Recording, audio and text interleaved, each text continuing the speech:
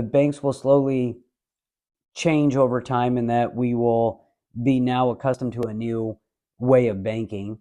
I also feel that if the currency changes to a digital currency, the concern is really with the holdings of everything that was in US dollars.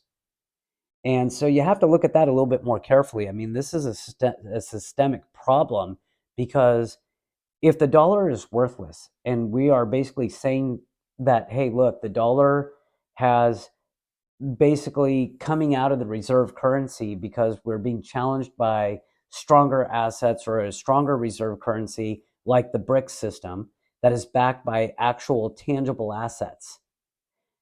Then we have to understand that like we're moving into digital currency. So what happens to the US dollar? And what happens to everything that we purchase with the US dollar like debt?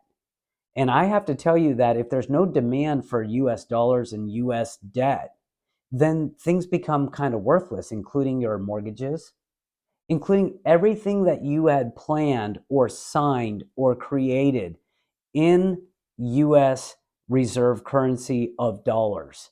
And so, those of you that have mortgages, I think you're going to be very pleased. It doesn't mean that this is something to celebrate because there's still a lot of things that can happen from now to then. I just think that you have to ask the question, what happens to everything that was made with US dollars?